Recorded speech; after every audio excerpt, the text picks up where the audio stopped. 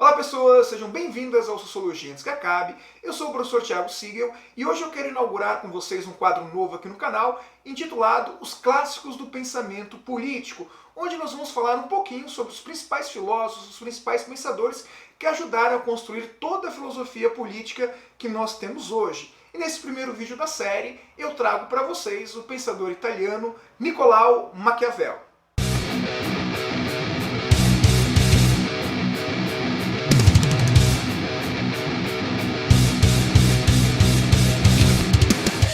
Você certamente já ouviu falar sobre Maquiavel, já ouviu expressões como maquiavélico ou até mesmo frases supostamente atribuídas a Niccolò Maquiavel, muito reproduzida nas redes sociais, a frase em específico, os fins justificam os meios. Será que Maquiavel realmente escreveu isso? E afinal de contas, quem é Maquiavel? Para começar essa história, vamos falar um pouquinho sobre a vida do autor. Maquiavel nasceu em Florença, no ano de 1469, morreu em 1527. Teve uma longa educação humanista, era filha de uma família tradicional, embora não uma família abastada. Por 2 vezes trabalhou diretamente como político, como cargo de secretário ou chancelaria, trabalhando diretamente para clãs importantes dentro da política italiana, mas em 1527 foi afastado do serviço público, da carreira política, morrendo logo depois. Maquiavel escreveu vários livros, ensaios teatrais, livros históricos, como por exemplo um dos mais importantes, que é chamado, vou ler aqui para vocês o título do livro, Discurso sobre as primeiras décadas de Tito Livio, da arte da guerra, histórias florentinas, mas sem sombra de dúvida, toda vez que falamos em Maquiavel, o livro que vem à mente é o clássico O Príncipe, e é sobre esse livro que nós vamos falar nesse vídeo. Primeira coisa importante que eu quero dizer para vocês é que o título O Príncipe é uma referência, obviamente, ao governante de Florença, na época chamado de príncipe, depois passou a ser chamado também de duque, mas o príncipe não é apenas um monarca. O príncipe é uma referência para qualquer líder de governo, para qualquer chefe de Estado. Hoje, por exemplo, usando a linguagem de Maquiavel, nós poderíamos chamar o presidente de príncipe, o prefeito de príncipe, o governador de príncipe, o primeiro-ministro nos países parlamentaristas. Por quê? O príncipe é justamente aquele que está à frente do Estado, o chefe do Estado, indiferente da forma como você ou como cada país chame essa pessoa. E como o livro funciona? Imagine que o livro é uma espécie de manual político onde Maquiavel, baseado em boas referências históricas, quando eu falo boas, não quer dizer boas no sentido ético-moral, mas bons exemplos históricos, monta um livro com uma espécie de manual que vai dar dicas ao príncipe sobre como conquistar e como manter o poder. E obviamente Maquiavel escreve esse livro partindo de um pressuposto muito óbvio, que é o quê? O objetivo de todo príncipe, o objetivo de todo estadista é conquistar e manter o poder. E nesse sentido, podemos dizer que Maquiavel é talvez o primeiro cientista político da história, o primeiro a fazer política sobre um olhar científico, inclusive dando origem a uma corrente de pensamento que nós passamos a chamar de realismo político. O que seria esse realismo político? Para Maquiavel, ao contrário de muitos outros pensadores da época, não interessava, ele não pensava em escrever sobre como a sociedade deveria ser, sobre como a política deveria ser, mas sim como a sociedade realmente é e como a política realmente acontece. Por isso o realismo político. De certa forma, alguns leitores, alguns ensaístas que analisaram a obra de Maquiavel costumam inclusive dizer que Maquiavel talvez tenha sido um precursor da sociologia, no sentido de, assim como a sociologia descreve e estuda a sociedade como ela realmente é, Maquiavel também já fazia isso. Uma análise sobre como são os seres humanos e como realmente é a sociedade e como realmente é a política. E como funciona o livro O Príncipe? Eu diria para vocês que a gente pode separar o livro Príncipe em 3 áreas importantes, 3 áreas primordiais. A primeira delas eu até intitulo aqui como, por exemplo, a relação entre ética, moral e política. Maquiavel se pergunta, será que um príncipe, um governante, deve se guiar através de princípios éticos e morais comuns a todos os membros de uma sociedade? Nesse grande ponto, Maquiavel vai dizer que não.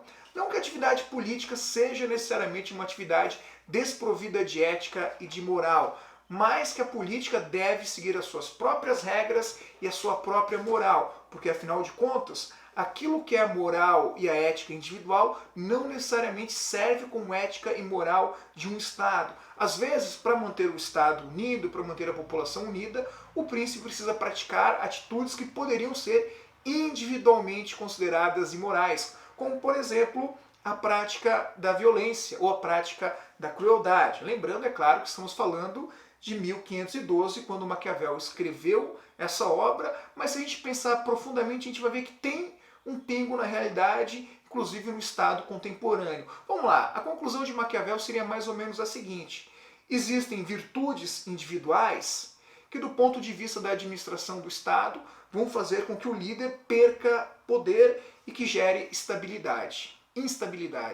E da mesma forma, existem vícios que, do ponto de vista individual, vão ser considerados imorais, repugnantes, mas vão servir para manter o povo unido e manter o poder do líder do Estado. Disso decorre a famigerada frase, né? Os fins justificam os meios. Que de fato Maquiavel nunca escreveu isso, mas numa interpretação meio forçada dessa questão, você pode entender que ele está falando isso. Justamente quando a gente sai desse primeiro ponto e chegamos ao segundo ponto da obra de Maquiavel, que é o seguinte: para um príncipe conquistar e manter o poder, é melhor ser amado ou ser temido? O que é melhor? O que é mais eficiente na arte de administrar o Estado?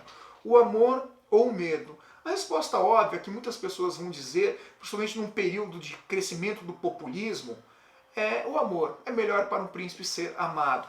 Mas Maquiavel nos lembra, ele está criando uma corrente de pensamento chamado realismo.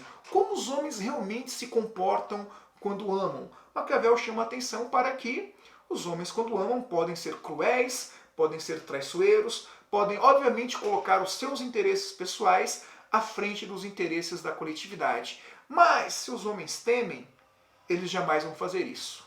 O temor é uma arma de controle. Maquiavel deixa claro, entre o amor e o medo, é melhor as duas coisas. Mas como por muitas vezes o sentimento de amor e de medo são inconciliáveis, é mais seguro, na arte de administrar o Estado, o sentimento de medo. O temor é melhor do que o amor. Mas calma, Maquiavel separa ainda o temor do ódio. É importante um príncipe ser temido. É fundamental um príncipe ser temido se ele não puder ser amado por todos. Mas esse príncipe não pode, de forma alguma, ser odiado. Porque da mesma forma que o amor fomenta a traição, o ódio também o faz. Então um príncipe que for odiado vai ser um príncipe que vai ter o tempo inteiro uma população armando contra ele, planejando e, obviamente, quando puderem, vão o trair. E para isso Maquiavel deixa bem claro duas coisas que nenhum príncipe pode fazer para não ser odiado: mexer com a propriedade dos seus súditos e, obviamente, mexer com a família dos seus súditos. Obviamente, num contexto de Estado pré-moderno, Estado moderno, era uma coisa, mas a gente consegue visualizar isso muito bem. Quem de nós hoje vai amar um líder que aumentar os nossos impostos? Obviamente, um líder que aumentar os nossos impostos vai se tornar um líder que passa a ser também odiado. Por isso, amor e medo, mas jamais ódio. Por fim, o terceiro ponto fundamental na obra de Nicolau Maquiavel é traduzido pela expressão que o príncipe deve ser ao mesmo tempo um leão, mas também uma raposa. O que Maquiavel quer dizer com isso? Na arte de administrar o Estado, naquilo que é a política, o príncipe deve ser um leão, no sentido de ter força, amedrontar e afastar os seus inimigos, mas também uma raposa, no sentido de analisar tudo o que está acontecendo e tirar vantagem de tudo a seu favor. Aquilo que um príncipe fala pode mudar o tempo inteiro, desde que os seus objetivos se mantenham os mesmos: conquistar, manter e administrar o Estado. Obviamente, gente, Maquiavel é considerado por muitos um pensador maldito. A origem da palavra maquiavélico, que vai fazer uma referência a alguém que faz qualquer coisa para alcançar os seus objetivos, é uma palavra, digamos assim, pejorativa. Mas recentemente, muitas leituras do Maquiavel estão mudando. Muitos analistas pensam que, e já defendem a ideia de que, ao fingir dar conselhos ao político, ao fingir dar conselhos ao príncipe, Maquiavel, na verdade, estava dando grandes lições à população, no sentido de que, ao mesmo tempo que um príncipe ensina um governante a conquistar e a manter o poder, ele também, numa leitura contrária, pode ensinar a população, pode ensinar as pessoas a se defenderem de um líder tirânico, de um líder autoritário. Por isso, mesmo 500 anos após a morte do Maquiavel, o livro O Príncipe continua sendo muito atual e continua, sem sombra de dúvida, sendo o livro de cabeceira de muitos líderes políticos. São inúmeros os exemplos de presidentes, de governadores, que dizem abertamente lerem Maquiavel ou terem lido Maquiavel em algum momento da sua formação. E é claro, se eles leram Maquiavel, a gente também precisa ler. Inclusive porque Maquiavel é tema recorrente nas provas de vestibular e nas provas de Enem. E para finalizar esse livro, eu vou trazer pelo menos 2 questões sobre Maquiavel para mostrar para vocês como Maquiavel costuma aparecer nessas provas. Vamos lá! A primeira questão que eu separei foi retirada do Enem de 2013. Eu vou ler a questão para vocês, deixar ela aqui na tela e obviamente vocês podem pausar o vídeo para ler a questão com mais atenção. Vamos lá! Nasce aqui uma questão. Se vale mais ser amado que temido ou temido que amado? Responde-se que ambas as coisas seriam de desejar, mas porque é difícil juntá-las, é muito mais seguro ser temido que amado, quando haja de faltar uma das duas. Porque dos homens se pode dizer, de uma maneira geral, que eles são ingratos, volúveis, simuladores, covardes e ávidos de lucro. Enquanto lhes fazem bem, são inteiramente teus. Oferecem-te o sangue, os bens, a vida, os filhos. Quando, como acima disse, o perigo está longe. Mas, quando ele chega, revoltam-se. Obviamente, nessa passagem do príncipe, a gente já consegue ver como Maquiavel pensa a natureza dos seres humanos. E pensa a natureza dos seres humanos como seres, obviamente, degenerados, ingratos, traiçoeiros. E aí vem a pergunta. A partir da análise histórica do comportamento humano em suas relações sociais e políticas, Maquiavel define o homem como um ser... Bom, afinal das contas, essa é uma questão de interpretação, mas é uma questão que traz um conhecimento. Como Maquiavel pensa o ser humano? Lembrem-se que ele criou uma corrente chamada realismo político, descrever as coisas como elas realmente são e não como elas deveriam ser. Vamos às alternativas. A. Munido de virtude, com disposição nata para praticar o bem a si e aos outros. Possuidor de fortuna, valendo-se de riquezas para alcançar êxito na política. C. Guiado por interesses, de modo que suas ações são imprevisíveis e inconstantes. D. Naturalmente racional, vivendo em um estado pré-social e, portanto, portando seus direitos naturais. E E. Sociável por natureza, mantendo relações pacíficas com os seus pares. Acredito que essa é uma questão relativamente simples para quem conheceu o conjunto das ideias de Maquiavel. A resposta vai ficar fixada aqui embaixo, mas eu quero que vocês pensem um pouquinho sobre ela e vejam como, afinal de contas, Maquiavel descreve a natureza humana. A segunda questão que eu trago para vocês é do Enem de 2010. Segue o mesmo padrão. Citação de Maquiavel e uma questão interpretativa. Vamos lá. O príncipe, portanto, não deve se incomodar com a reputação de ser cruel, se seu propósito é manter o povo unido e leal. De fato, com os poucos exemplos duros, poderá ser mais clemente de outros que, por muita piedade, permitam os distúrbios que levem ao assassinato e ao roubo. O que Maquiavel está discutindo aqui? Quando vale para um príncipe ser cruel ou ser piedoso? E Maquiavel chega à conclusão de que, se o príncipe por vezes for muito piedoso, ele acaba permitindo que o caos se instale. E se o caos se instale, isso vai levar a roubo, assassinato, a anarquia, e vai ser muito pior do que se o príncipe tivesse praticado, num determinado momento, a crueldade para cessar todas as formas de revolta.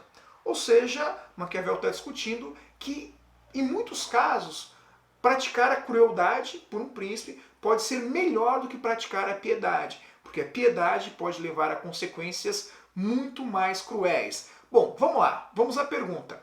A manutenção da ordem social, segundo esse autor, baseava-se na A. Inércia do julgamento de crimes polêmicos. Bondade em relação ao comportamento dos mercenários. Compaixão quanto à condenação de transgressões religiosas. neutralidade diante da condenação dos servos, ou E, conveniência entre o poder tirânico e a moral do príncipe? Galera, de novo, essas duas questões são bastante parecidas, a resposta vai estar fixada aqui, mas a gente pode ver o quê? A ideia central é analisar a natureza humana e como agir diante dela. Bom, para encerrar esse vídeo, queria dizer para vocês que a leitura do Maquiavel é fundamental. Vou deixar linkado aqui o livro para quem quiser comprar e ajudar o canal. E no mais, gente, quero muito saber o que vocês acham sobre Maquiavel, quero saber quais são as frases favoritas de vocês sobre esse ator. Não se esqueçam sobre esse ator, sobre esse autor, não se esqueçam, inscrevam-se no canal, deixem um like, compartilhem esses vídeos e estudem esse autor, porque certamente ele estará presente no próximo vestibular, no próximo Enem. No mais, forte abraço a todos e valeu!